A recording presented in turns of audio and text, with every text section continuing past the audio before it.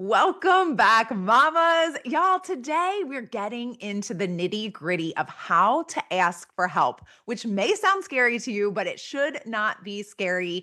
And I'm going to tell you why connection can be the cure for burnout and how asking for support is so needed. And you are going to be excited to ask for help when we are finished. So let's get to it. Do you wish you had control of your days, that you had a rhythm, but instead feel overwhelmed, scattered, and like there's never enough time? You're in the right place. I'm Danielle, a recovering workaholic, wife, and stay-at-home mom of 2 girls. I've learned how to reclaim my time and find purpose and freedom so I can be present with my kids and feel like myself again. Here, we embrace where we are, but we don't stay there. So if you're ready to trade the chaos for clarity, the guilt for grace, and the endless to-do list for aligned flow, grab the kiddos a snack and toss in that laundry because I know you're multitasking, and let's do this because your time, your purpose, and you matter. Okay, mamas. So I am really excited because today we are going to have kind of like our part 2 from Tuesday's episode, which you haven't listened, go back and listen to Tuesday,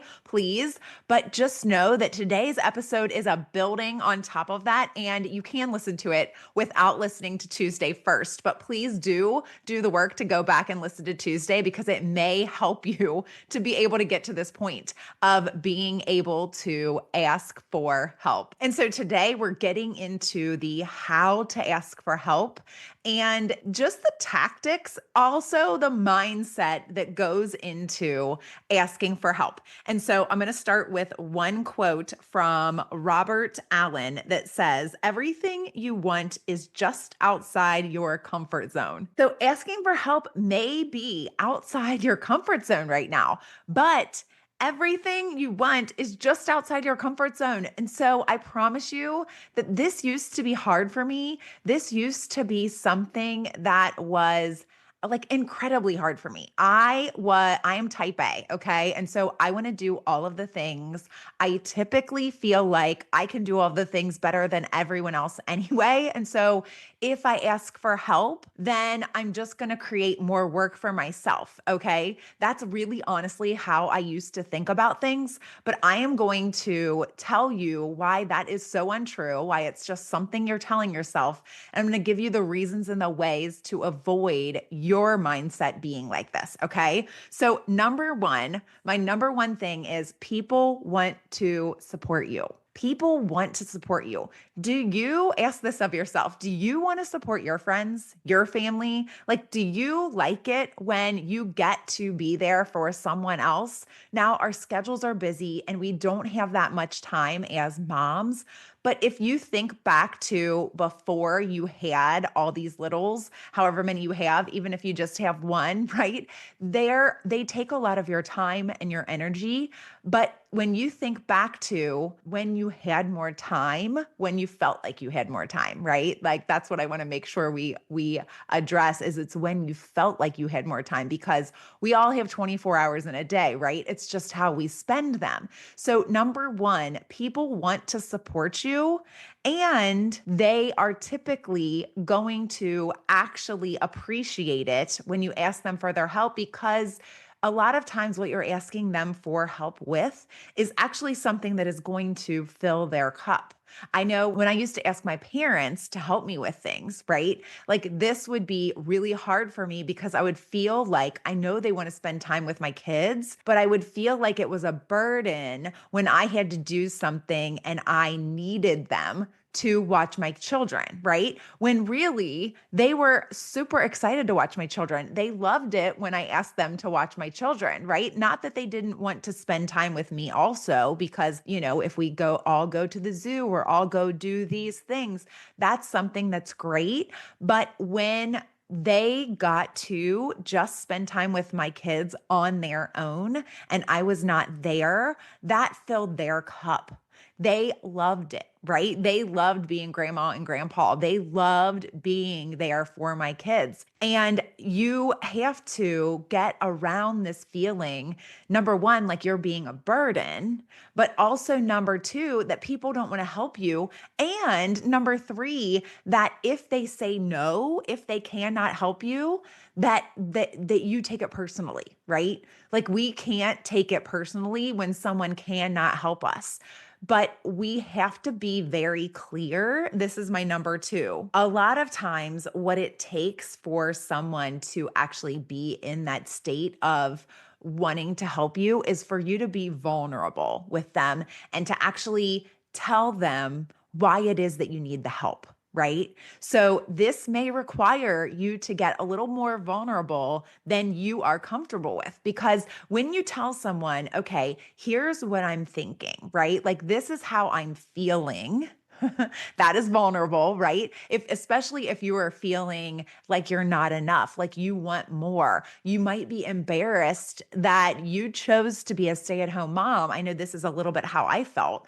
I was embarrassed that I had chosen to be a stay-at-home mom and now I wanted to start my own business, and I felt embarrassed that I felt like I needed help with my children so that I could start this business, right? And I was embarrassed that I chose to stay at home, but now here I am not wanting to go back to work. So I'm going to decide to start my own business, which is hard, right? Like starting your own business is hard. And it's likely that whatever you want to do, it might be hard as well. Like it might be something new to you, it might be something you've never done before. And so you being vulnerable and asking someone for the exact specific reasons and telling them why you're feeling this way. Like if I had told my parents or my husband or my friends or anyone that the reason that I feel like I need this help is because I feel like I don't even know who I am anymore. I feel like I want to be my girl's mom and I want to be there for them, but I am feeling so lost. I could see the signs that I was not parenting the way that I wanted to parent. And I felt like it was because I was overworked, over exhausted. When I say overworked, it was over to do. Like I was doing all of these things that weren't bringing me any fulfillment.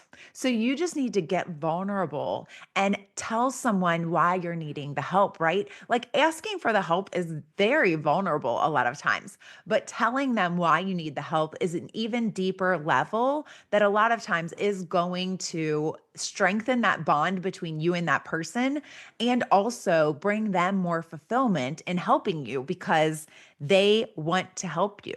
Okay. That's what we need to get over. They want to help you. Okay.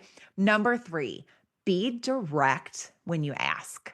So, this is something that I really struggle with. Okay. This was something that I was not like my brain, I have ADHD, right? And so my brain a lot of times doesn't work I can think like 5 steps ahead, but it's all in my brain, right? It's not in anyone else's brain and they can't read my mind. And so I just think of when I'm cooking dinner or something and my husband, he like wants to help me. Like he doesn't mind cooking and he enjoys helping me out. Like his one of his love languages is acts of service. And so he loves to do the acts of service. He feels like that is his way of showing me love. And so that is something that he kind of likes to help me, especially if I ask for the help, right? But I have found that when I'm not direct and I don't tell them exactly what I need help with, like for instance, I can think of multiple times when I've asked for help with dinner, right? Like I'm making dinner. And what I mean by asking for his help is like, hey, can you wipe down the table and set it for me? Or can you, there were definitely things in my head that I'm asking him for the help with that I think, okay, he's going to know what I need the help with. But then when I'm running around the kitchen and I am like, where is the rice container? Like I have the big bag of rice that I've gone all the way down to the basement to get, and I can't find the rice container. It's because he's already gotten the rice out and put it right next to me because he knows I'm going to need that in cooking, and the can of beans that I already threw in to the pot, there's now another can that's already opened and sitting next to me right there, right? So now I've created extra work because I'm running around like a chicken with my head cut off, trying to